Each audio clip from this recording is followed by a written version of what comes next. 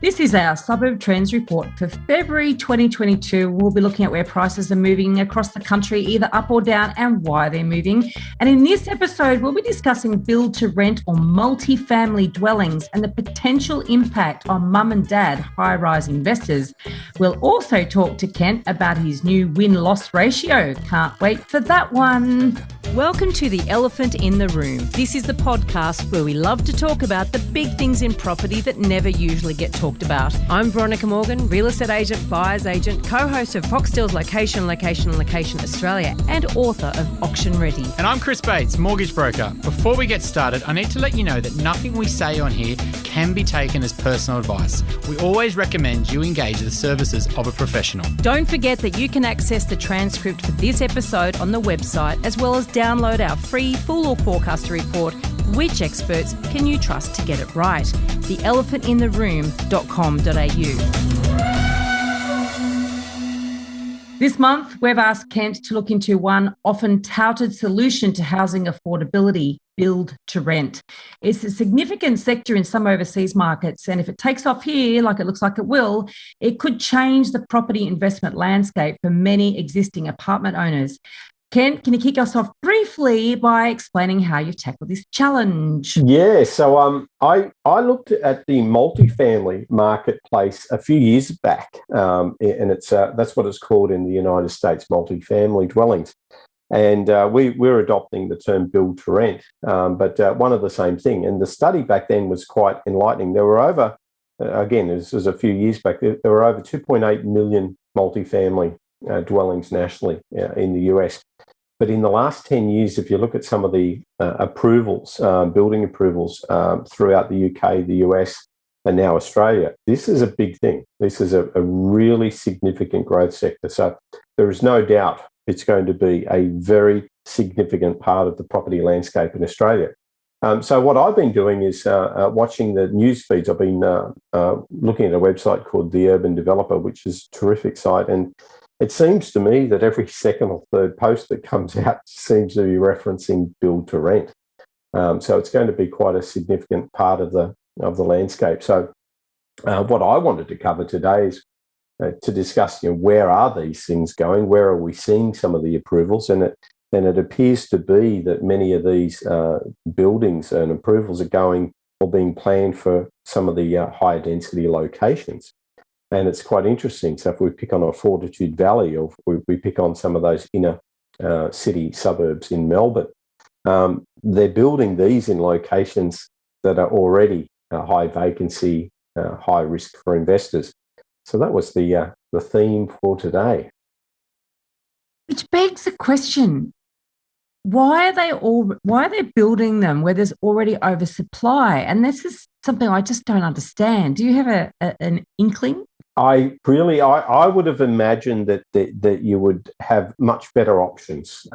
There's markets all over the country that are in undersupply, and there's several regional markets where there's hardly any building approvals for anything, hardly any villas or apartments.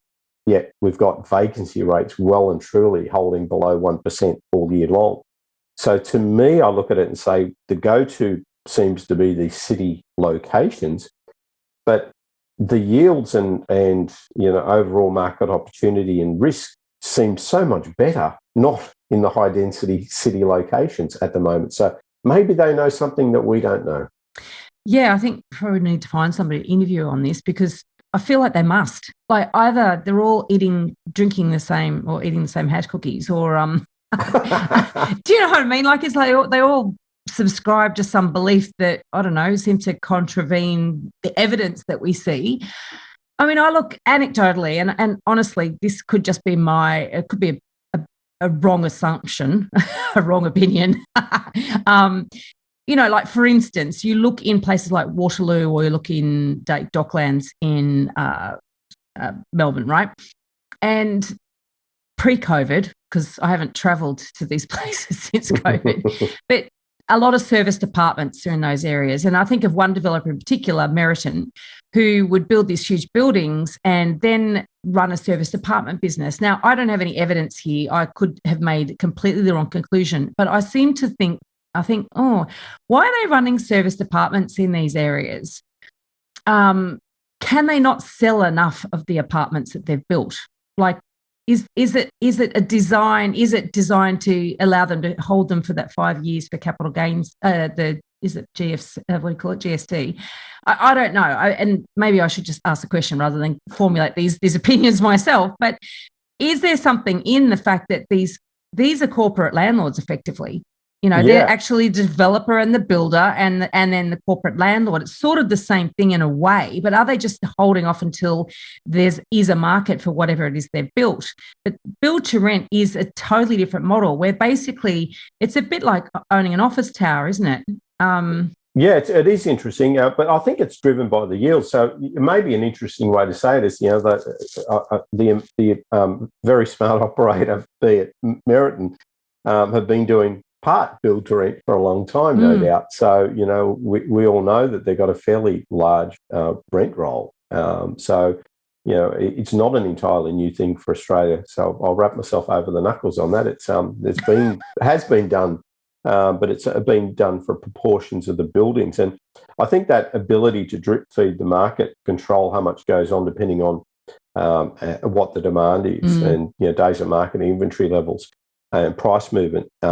Is a genius stroke for Merit, and they've been doing that and refining that model for so long. So, you know, hats off. But I suspect they've been holding a lot of this stock a lot longer than maybe they anticipated in the first place. but you know, winning no matter what. Yeah. I'd probably say that the driver for this, and it's been covered in a lot of the documents. So JLL, going back a couple of years now, did a fantastic paper on researching build rent. So it's a couple of years old now. But they highlighted yields in Australia of about 0.5% higher than what they were getting in the UK. So that was their schedule and looking at the costs. In the US, the yields look similar, but the US does seem to have a lot of tax incentives. So the question I've got is, what are these incentives going to be? So, you know, the US market seems to have a lot of information on this. They've got dedicated websites and categories, so you can look through, and as we look for houses and units, and looking at rents and stuff to buy, they've got whole segments of their real estate portal listings around build to rent, looking at multifamily. So it's a big marketplace. It's a specialist marketplace. But the JLL report, that again is a couple of years old, was highlighting yields as high as 5.5%. Now, if you're in the commercial or retail sector, you'd probably be rather attracted to that type of yield. So I'm guessing if you're looking, and again, I'm just plagiarising here, the statements in some of the reports I've been reading is that it's a great way to diversify their risk. So, you know, if you've got a portfolio of property types, or, you know, a property portfolio that includes non-resi, adding in res seems to be the new go-to thing. But there's a lot moving in, and the recent articles I've been reading are saying that some of these development sites, 2 out of 3 of the bidders are build to rent. Interesting. It's huge. And look, there is well publicised pressure on, you know, supply. You know, and this is complicated in this country because, you know, all the politicians saying, oh, the answer to affordability is supply. And then, you know, I'm really conflicted because I'm like, well, actually, I don't want to encourage first home buyers, for instance, to be buying the sort of stuff that they're building when they talk about supply, right? Because that's a one-way ticket to financial oblivion in many cases. But in this build to rent space, it's a completely different asset. It's and anyone who wants to invest in that, like, it'd be like a real estate trust, right? They'd be buying shares in a company that builds these things rather than individual apartments, and then there's certain economies to scale, and it's a totally different construction. Yeah, it's a different product entirely. But you know, when I look at it and I say, well, if you're the point that I wanted to raise and cover today for us is, if you're an investor, what's happening now, and you can see it, we both look at it and say, if you've got a budget of 600 or 700K, the RBA is calling it out as, well, unless you've got at least 20% deposit, you're very high risk, right? So these people are stretching themselves, being forced entirely out of the housing market in Sydney. So I'll pick on Sydney. if I'm a first home buyer with 600 or 700K, I'm pretty much gone. I'm out of the house. I'm out of a house. Yeah. So where do I go? What am I going to look at? So now I'm looking at townhomes, villas, and units. And I think what this pressure, this intense pressure on buyers, is going to push them into the apartment space in a big way. And then if we open up the gates to an influx of people from overseas, the demand for units is going to rise. So there's going to be an intense building up of pressure. There's some of the building approval data area by area has been quite low. So I can probably see that insider. If you look at the numbers of approvals and the built up supply that's about to come, if you look at affordability and look at the fact that if you're in Sydney trying to buy, you're out of options as a first home buyer, you can probably say this makes sense. The issue I have is, does it make sense to compete against these guys? And if you're an individual investor and you're looking at, do I buy an apartment in Docklands or do I rent vest? I'd probably go for the rent vest option and find a house somewhere else and go and live in one of these build to rents. Yeah. And it also begs the question for existing investors who have gone and bought some of these new or newish apartments in nearby buildings or suburbs, to say, well, what's going to be the pressure that comes on them? We know they're not good investments, and often the investor themselves doesn't start dawning on them for some time, if it does at all. And and then you get a number of these build to rent type scenarios.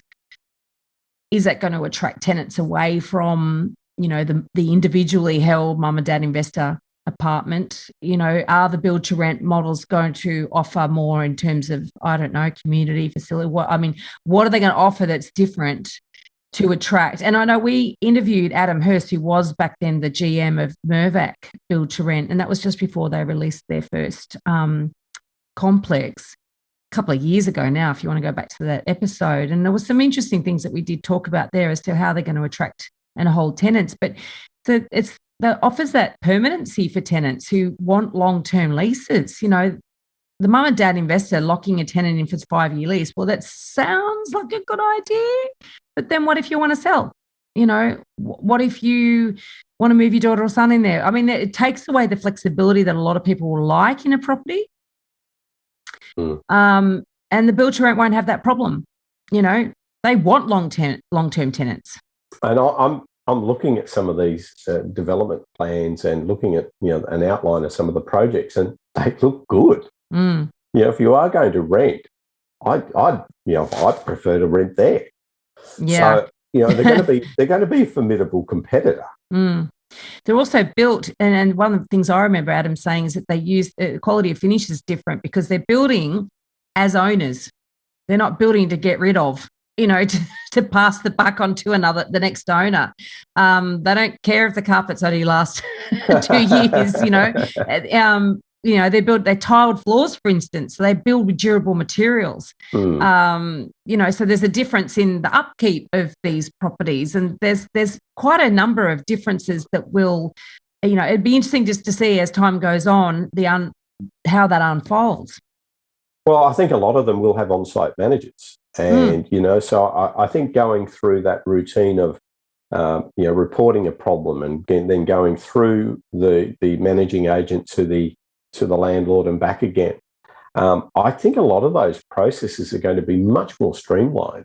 They could even have their own apps. They'll have their own operating systems that'll be very efficient. So it'll be in their interest to be able to manage things very, very efficiently, maintain things well. A lot of them have been used, so maintenance issues will be fairly small short term, but it looks like a really exciting segment. And if you're a renter and you've had some bad experiences, this is going to excite the heck out of you. 100%. So you can definitely see, and there are economies of scale, even just in terms of fixing building defects, and because they do happen, but the whole process is that a strata-owned building has to go through, or a strata building with individual lot owners has to go through, will be quite different to one that a corporation owns the building. And I think too that the whole process of moving in, moving out, there's just that whole streamlined one-stop shop.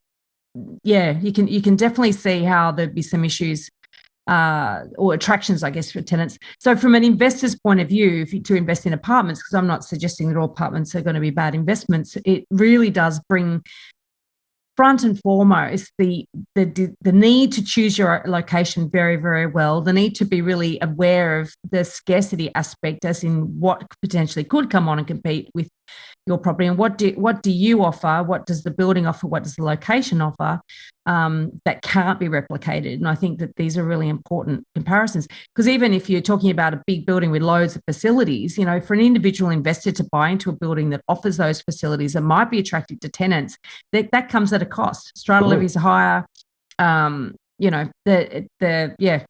So interesting stuff. So has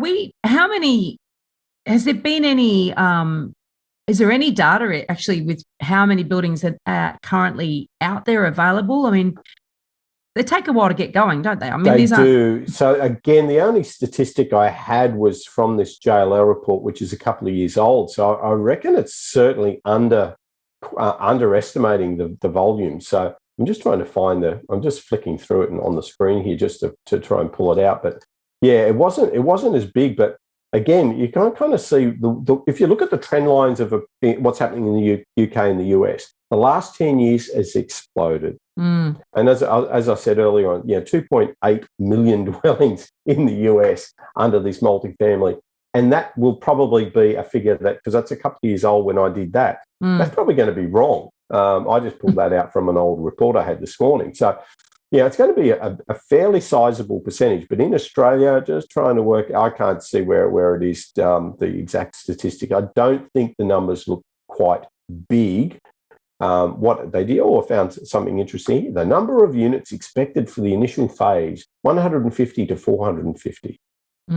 That's so, I mean, you could guess that probably there's one, what's being built or what exists in the States might be somewhat around about 1% of the total population. I think it's a bit bigger than that. And some of the cities where you look at, the percentages can be quite high because, again, they're concentrated. A lot of these are concentrated in the higher and medium density areas. Yeah. But that multifamily market is a lot of MAR and PAR investors do that. Now, why do they call it multifamily? I don't know. It's an interesting terminology, isn't it? You know what I think of when I think of multifamily? I think of like the Italian family compound where, nonna and nonna, they live downstairs and the kids will have an apartment each with their kids, with their kids and all the grandkids running around. It's amazing, though, that the level of data that you could access in the US for the US multifamily stuff, it was huge. So I was looking at how could you build a pricing estimate model that looked at building a rental estimate, then using machine learning to do a capital value, and anyway. So I think it's going to be a rather interesting market. But I'm trying to flick through and find the pipeline here. It's Australian apartment. No, I'm trying to find it. I can't. I didn't have it. I don't have my finger on the pulse for the exact number. But for an investor to look at buying into or buying shares in a company, for instance, that actually is entering this space, you're effectively buying, you're buying shares, and you're not buying individual, or you're not buying real property as an apartment is called.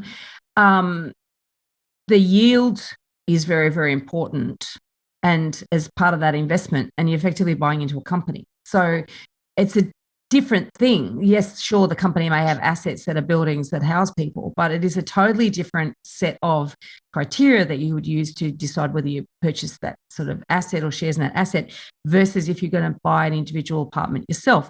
The nice thing from an investor's point of view, you can buy a few shares rather than an entire apartment. So there's a lot more, ability to diversify, I guess. But the individual apartment holders, I think that that's a highly risky segment anyway. We've got so much evidence around that. It's not funny. And this is just going to make it more risky for anyone who currently holds these individual apartments in these high density areas. Well, you remember 2019 was all, every headline was about building quality fiasco, Opal Towers. There's been some more recent issues with structural problems. I found one in fair trading inspectors find structural issues at a major Sydney apartment development. But that particular one, was a prestige eastern suburb small block of units. So I tried to search and find, the keywords I was doing my desktop research saying solutions to building defects and whatever. And what has the government done this? So it seems to be all the news articles and all the research. So somebody out there will know exactly what's going on, but it's not my domain. But I tried to find out what was going on with that whole private certifier building quality problems, because it seemed to be in 2019, it was the only thing that was in the newspapers. Well, and even recently, there's been still a number of buildings sort of rolling on from that. There's one very recently, is it in Campsie, that only narrowly avoided being evacuated. The engineers sort of came at the 11th hour and said, actually, we can, do some remedial works to stop it falling into the ground. The building commissioner in New South Wales, David Chandler, who we have interviewed, and I follow him on LinkedIn, this guy is not a toothless tiger, let me tell you. This guy means business. And I love his videos on LinkedIn. If you want to get into this and see what's been done, it's hilarious is not the word really, but sort of is, because he absolutely takes no prisoners. He just basically goes into these buildings and has someone's filming him, and he points out all the shonky stuff, and he's got no patience for it either. But he's great at explaining, basically why these are a problem, or these finishes, or these practices that have been employed in constructing these buildings, and why it's so diabolical. And he's making a lot of enemies. I'm sure he's had a few death threats. Well, yeah. So I was reading a headline. This was 2019, and this was on the ABC News. And I think some of the greatest feedback you get, or intel you get, is reading the comments at the bottom, because some are educated, people who may be in the industry comment there. And this headline was, "Buying a new high-rise apartment is a risk best avoided." So you are fighting against that. Those headlines probably haven't gone away. They've just been lost to COVID. They've been crowded out by COVID in the last couple of years. But I just think if you're buying an apartment, you've just got new level. You've got levels of risk that you don't have in other asset classes. Mm-hmm. And obviously locations has got to do with it, a lot to do with it. But you need to go and do obviously your strata inspection report. So you got to look at the sinking funds. You got to look at if there's issues there. So you've got strata laws and bylaws. You've got all that complexity that you may not have in the other asset classes. Then you've got the defect issue and the quality issue and the perception issue. Then on top of that, you've got all the stuff that's my domain, which is, vacancy rates and high density equaling high risk over the last several years. Then you've got the difference between, if you look at the average growth rate between, say, 2010 and 2020 on an annualized basis, and you compare apartments versus houses all over the country, it's a no-brainer. The housing market, and year on year has just been, for the majority of metro, non-rural locations, but your normal suburban type locations, houses have been by far the better asset class. So the thing I worry now about apartments is you got all those risks that you and we've always spoken about, all that data risks that can be very clearly articulated and proven. I've now got a new risk to call out, which is, are you going to be buying an apartment that's going to be sitting next to a stunning and very competitive build-to-rent building? Right. So take that on notice if you're looking at buying a new apartment, or newish, or even an existing. But it's an issue. Okay. So now we are, we don't always record these in the month that we release them. We are cheating here. I'm sort of bulk recording a bunch in December. I should actually mention, because if anyone's sort of been listening, so this will be going to air in February, and if anyone's listening, they're thinking, where's Chris gone? Because I haven't even mentioned it. Should mention it. Chris is on paternity leave. He's had a second child, or his wife had a second child in November, and a little boy, and so he's taken some paternity leave and left me in charge of the hen house, which is probably why there's been a few more, I don't know, some of the conversations I've been having have been unfettered by Chris's questions. Just get to ask all my questions. Anyway, he'll be back soon. He'll be back rested, and then I might have to go and take a break. What do you reckon? Oh, that sounds good. I know. It sounds fair, doesn't it? Anyway, so that's where he's gone. Now, what we're saying, so this is going to be going to air in February, and it will be interesting because in February we will be able to look back on what was happening at the end of 2021 and know whether the boom had ended, as some of the headlines have been saying, or whether it's just seasonal, end of year slowdown, lots of stock coming on the market, particularly post-lockdown. Weather's good, buyers are out doing other things rather than buying property. In Sydney, it seems to be that a clearance rate around 73 is no longer a marker of a hot market. It's actually, that's a really slow market. And as one auctioneer said, I heard him say, to paraphrase, it's like we were driving down the freeway at 160 an hour and we're slowed down to 120 an hour and we think we're going slow. I think that's a beautiful analogy. I'm looking at some of the data now, and I'd probably say it's now 50-50. When we last spoke about this, we had about a third of the market's flat, a third starting to cool, and a third still rising. I'll probably say it's now 50-50. 50 are cooling. But again, that's the perfect way to describe it. There's still going to be pockets of significant growth. It's even in Sydney, where people are calling it's the end. It's not. I know. It gets back to our, my 500 market approach, that there's 500 markets that I like to analyse, 350 housing and 150 unit markets. And of those that I've just finished my analysis, and I use machine learning to forecast just slightly ahead of the curve. In 3 months' time, what will the medians be? Medians is a tough one to try and forecast. It's a dodgy data set to play with, because medians, even at the SA3 level, they're dodgy. Yeah. For by comparison to some of the other metrics. So I like to use days on market, and I like to use inventory and forecast where that's going.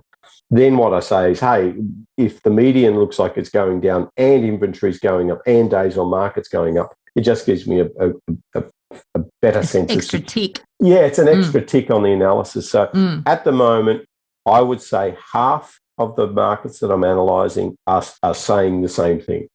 Prices easing, the inventory up, days on market up. And I think that's to be expected towards the end of the year anyway. That's normal seasonality. B, it's to be expected when you got two of Australia's biggest markets just came out of lockdown, going into spring. So again, that's going to impact on it. And so to some degree, none of that's surprising. But in the data, because you use AI, I love that. So it's Kent's unbiased or agnostic data analysis. Does it show any patterns or trends as to where that softening is? Is there more areas that are predominantly softening versus others? Yeah, so it's uncovering a couple of key trends. I don't have that spreadsheet open in front of me. I've got my other one open right at the moment. So this is straight. This is from memory. So what I saw, a lot of the apartment markets are starting to look better for the stuff we just covered, because people are coming back because they've got nowhere else to go. There's the affordability thing. An affordability issue. So we're looking at apartment markets, unit markets looking good. The asset class, specifically villas and townhomes, are really starting to show some interesting data. There are a lot of slowdown areas through Sydney, and a lot of the ones that have just been running at, I think, what did you say, 200 kilometres an hour down to 120. There's a fair bit of that going on. But the markets that still have a lot of life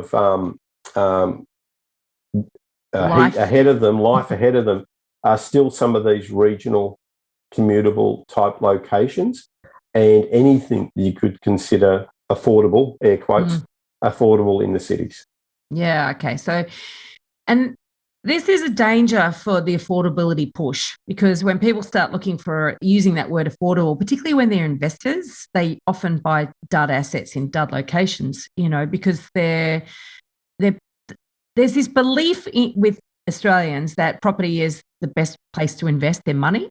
And, you and I were in a lot of those Facebook And we see the comments and the questions. But it's just getting worse. It's like the amount of people now that are getting their hands on data and positioning themselves as a data expert without any statistical background, or suddenly it's like, I've downloaded a report, I'm now going to portray myself as a data expert today on this Facebook group, and it's everywhere. I know, it's shocking. It's not just the lack of data knowledge, it's the lack of property knowledge, and it's also the lack of human behaviour knowledge, because at the end of the day, humans and how they behave is really ultimately what drives a property market up or down or sideways. And by not understanding all those elements, and then be able to read the data and interpret the data correctly, or even just interrogate the data. And I have to say, it's funny, because like these regular interviews I have with you, I can't get over how much I learn. I hope your listeners are benefiting as much as I am. Maybe that's why I keep interviewing you, Kent, just because it's for my own edification. But, I think about when I was doing statistics at uni, I could not wrap my head around this stuff. I couldn't, but in the real world, when I can see, okay, in properties and behaviour and people doing this and that sold, and then, when I actually apply it all and back test a whole bunch of stuff, it's like, it just lights me up. I get so excited. Megan was saying to me yesterday, because I was doing this analysis, and the impact of buying either a B grade asset, like say you've had $1 million to spend, right, and you had the choice, I could buy an A grade asset, which is, it seems small, but it's in a great location, versus a B grade asset that might feel like it's more value for money because it's bigger, but it's in a lesser location. And if you extrapolate over 10 years, the difference in growth. And so I'm looking at case studies to illustrate this. And it's like, okay, what if I overpaid for the A grade asset by say 5% or 10% at day one, and then looked at the same end result, right? Honestly, the difference, it's worthwhile buying an A grade asset and paying 10% more than buying a B grade asset. Absolutely. It's shocking. I'm surprised at the difference. And this year's been fascinating, because we've had this uniform movement of demand, or inventory level as my lead indicator, and some other key metrics that was almost uniform across the country. Pretty much everywhere around the country, all these markets had the same pressure on them. The beauty of this year is that we can now say, well, how did they respond to that pressure? So it's been a brilliant case study year. Usually it's ripple effect, but COVID spread out the demand almost everywhere. Yes, there are exceptions because of the high density markets, but putting that to one side, now you've got the ability to say, well, look at the change in the trend and inventory level for region A, region B, and region C, or market A, or suburb, whatever. Now you can see what you just said very clearly articulated in hard numbers to say, what did it do in the last 24 months? And now you can see that. And what this has taught me is the prime markets, for example, those that are constrained between, say, a main road and then the beach line. Yeah. And you've got the market on one side, on the other side, on the western side, if you're on New South Wales, Queensland, Victoria. You've got the stuff on the non-beach side of the main road, and then the beach side. And what you can see has happened is the ripple effect personified beautifully, and that the demand along that coastal strip has been very strong, and it's still happening. And it's now flowing out to places like Coffs Harbour, etc. Yeah. But again, it's the same point. People would rather stick to, and the demand goes up higher and higher and higher when they've got the money. And that's the thing. People have got money. I think we're underestimating how many people do have good coin.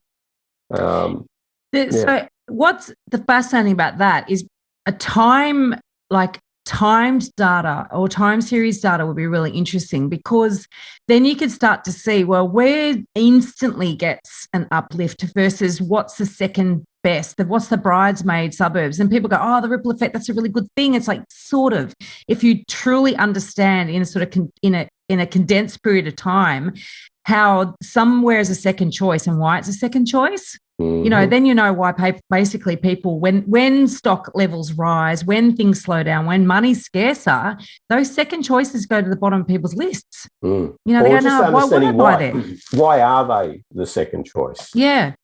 And is that changing? Yeah, is that exactly changing? Yeah. Or is it just it's the same profile, but it's an extra kilometre away or 2 kilometres away. So they're almost the ideal ripples because it's just a matter of then supply and demand and time. But if it's a second choice because it's next to a coal loader, it may or may not change. Yeah, well, that's the thing, isn't it?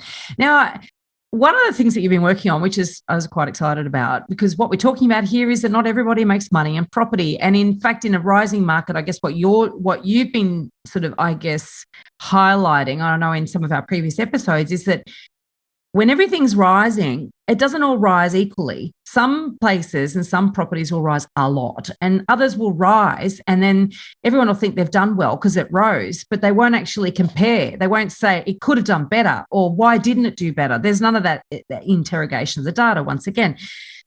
And then there's opportunity cost, but then there's also outright loss, and even I bang on about the pain and gain report and, interviewed Eliza Owen again, and that episode came out in December. And even in a booming market, so the whole country's booming basically, June 2021 quarter, 8.5% of properties that sold at a loss. Now, that's a nominal loss. That's on the actual sale price versus the purchase price. Now, you've gone a bit further, haven't you? Yeah. I've looked at the reality of it to say, I've just come up with a simple arbitrary figure of 75K. I've said, if you're not making at least 75K between the last time you bought it and when you sell it now, you haven't adequately covered your entry and exit costs. Mm-hmm. So it's just an arbitrary figure. Let alone ownership costs. Correct. So, it's a figure that, anybody could argue against, but it's a uniform figure. Okay, so holding that consistent or constant. Well, let me just put something around that. So typically your purchasing costs are 5% of the purchase price. And typically your exit costs are around 3% of the purchase price. The sale price. So, those could add up to $75,000. Now I'm going to look at arithmetic. On a $500,000, let's say a $500,000 property, right? So that's $25,000 purchase costs. Okay, so it's not going to be a $5,000 property. Let's say it's a $700,000 property. Roughly speaking, your total cost would be around the $75K. Yeah. That's a lot of property. Majority of property in Australia is worth more than 750. Yeah, exactly. So it's kind of working around that median. So I've come up, rather than some variable number, I've come up with a fixed number, so it makes it a bit easier for media as well, because this is designed for some media output. Are you trying to get a headline? Always, actually. I've been putting out some research reports with a journalist, and it's been a little beauty. Great little business for us. So there we go. Asset class is the first thing to talk about. So I've come up with something called the win-loss ratio. So I've mentioned, okay, if you've not resold the property, if there's no resale history, i.e. we didn't know what it last sold for, it's not in the sample. Okay. Sample size, about 278,000 for the year that I've got. So it's a pretty damn good sample size. That's a good size sample, right? Yeah. And then I've split it out. So effectively by property type, 82% of every house in the sample has sold for 75K or greater. So so is this over what period of time? It's all sales year to date. Australia-wide? Australia-wide year to date up until a few weeks ago. So basically in the last 12 months, 18% of houses, based on this $75,000 metric, less than 75K, sold at a loss. At a loss, if you define 75K as a loss. Yeah. And I would say in many cases, if we did a percentage, it'd be interesting because you could put higher than that, and also you're not including renovation costs either. Correct. So again, that was interesting, and there are some of these markets, you start to look at them and you say, well, where are these places? And WA and Queensland has a lot that sold for less than 75K. So that was the housing. Townhouses and villas, 71%. Wow. Win-loss. And apartments units, same thing in my book, 60%. So 40%. 40% of apartments in this boom time. Now, it's not a boom time for apartments in the high density areas. What's the say you said, right, 75,000 for a house and a slightly lower figure. I could do that. For an apartment. Yeah. Again, but then I could go down a rabbit hole and have to start to split it. And I could do it dynamically. But I just wanted to come up with something to say, here's if you were to kind of write it out as a journo and putting the report out, you say 75K. They don't care. They don't care how you came up with a figure as long as it's a good figure. So, but can I have a suggestion here? Yeah. Why wouldn't you do it at, median sale price for houses, right? Or, median sale price and a percentage of that as you... And hold that consistent so it's easy to write. Yeah, and then the same, I could do that. Yeah. So here we are. So based on my 75K methodology, here's of interest. By far the winner, Tasmania, 91% win-loss ratio. Wow. 91% for the state of Tasmania. New South Wales came in second, 89% of all dwelling types, reselling for 75K or over, followed by Victoria. Last place, WA. I was about to say WA. 49%. Oh, wow. This is great. I mean, when we did our Where to Buy workshop for Home Buyer Academy, this should be the first metric. Well, and then I've done some listicles because I love these things, and I've done the top 20 list. And Richmond Valley Coastal was the number one in terms of not the dollar value gain, but based on for gain. I thought you were going to say for loss. I was like, this is the win-loss ratio. So it was a 98% win-loss ratio for Richmond Valley Coastal. And that sample size was just over 1,000 properties. And the median gain there was 645K. So it was interesting. Second, I'll do the top 2 or 3 per state. Warringah was next, and then Pittwater was after that. So wow. These are kind of your well-heeled boom markets, but of interest, Manly came in at 4th, and the gain there was $1.95 million, $2 million gain. So a lot of great place to have relatives. If you've got any old uncles, be nice to your old uncle. If they own in Manly. They've just sold their property. Surf Coast, Bellarine Peninsula, Nillumbik, Kinglake, and Mornington Peninsula, 1, 2, and 3 in Victoria. Interesting. So there was that. You'd like to go to Queensland next, wouldn't you? I've got a little theory, though. I've got a little theory happening here. Okay.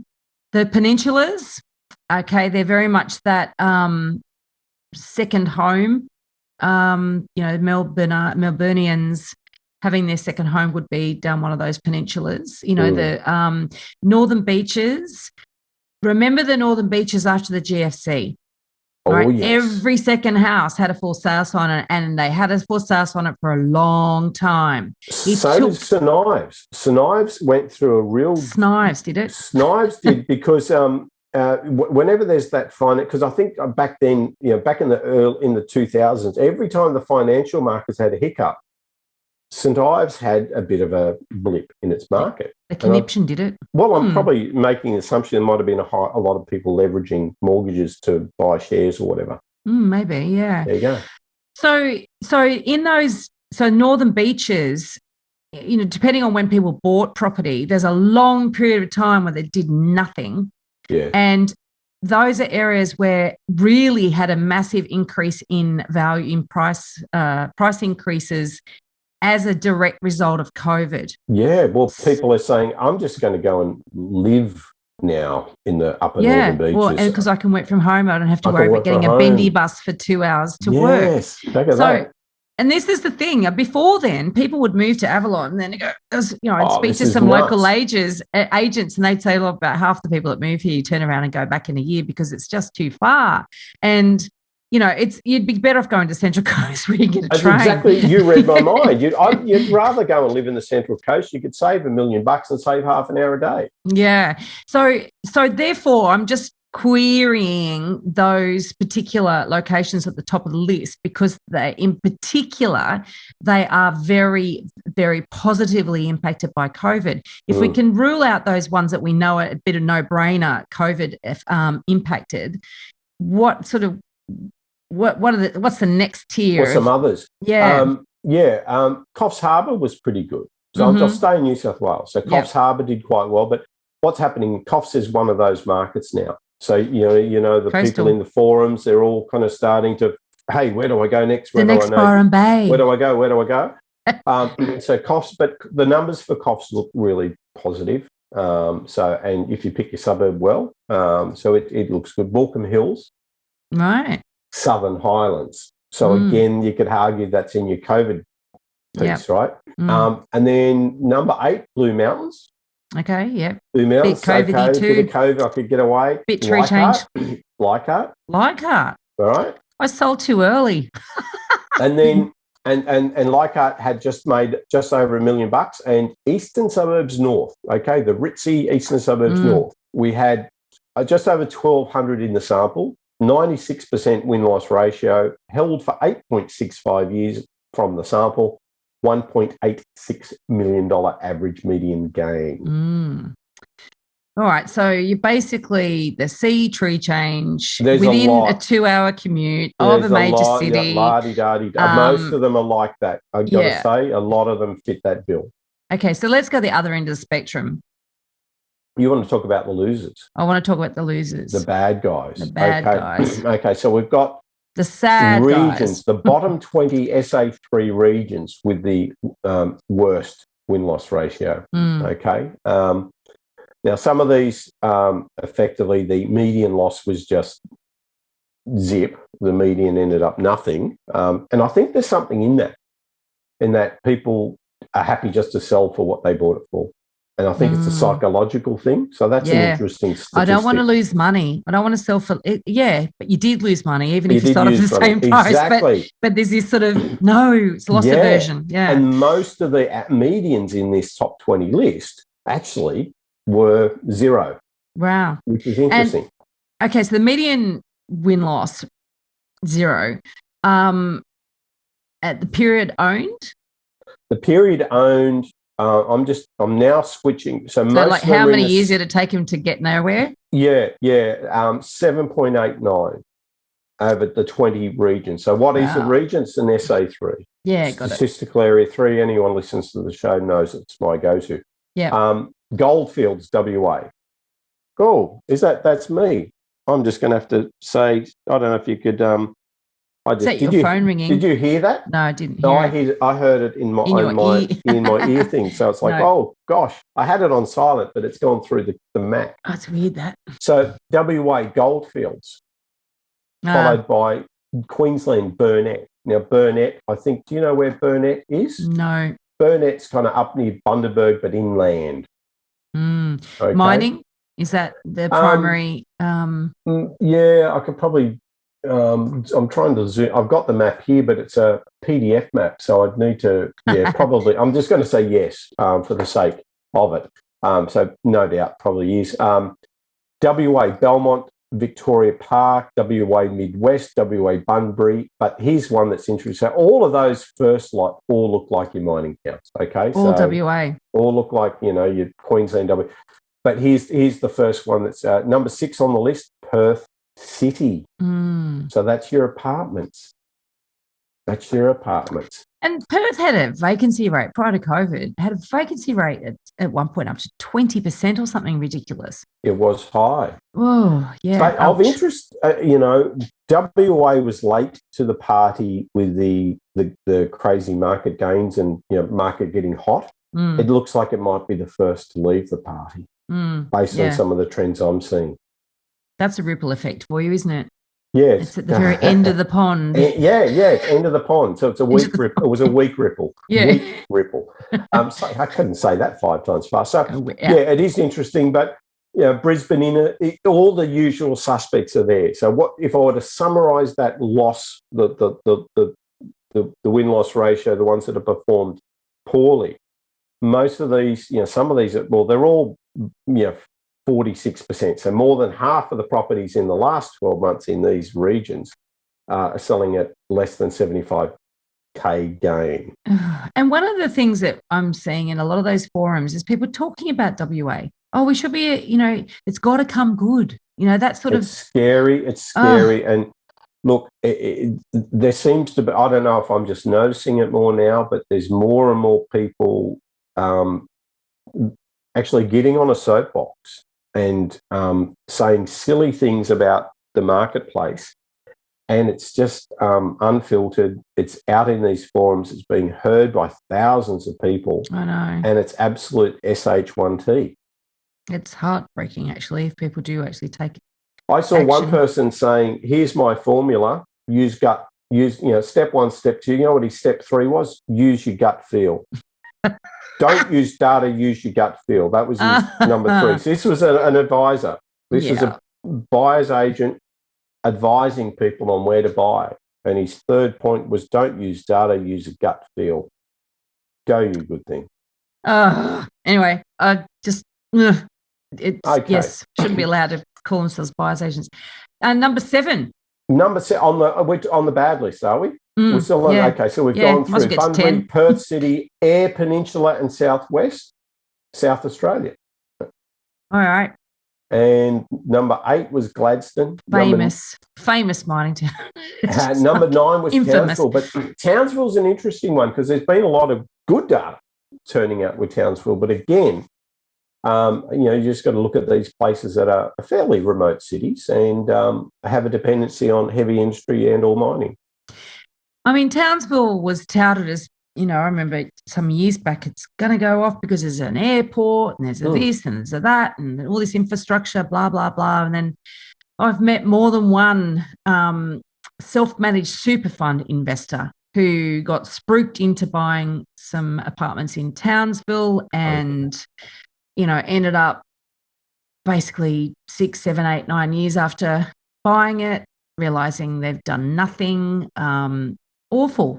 Well, probably one of that 57% because the win-loss ratio there was 43. So 43% sold above 75K. 57% didn't. So that's, odds on you're going to lose money. Depending on your asset class. Well, that's odds on though, isn't it? 50-50. You've got more than a 50% chance of losing your money. Anyway. Yeah. Last one. Last one on the list, Limestone Coast, SA. Where is that? It's on the coast. There's limestone there. It's South Australia. Yes, okay. Dear. All right. There you go. So WA dominates WA that list. Is pretty strong, yes. South Australia, and then you've got a bit of Queensland. I'm trying to find a New South Wales. There's no New South Wales in the list.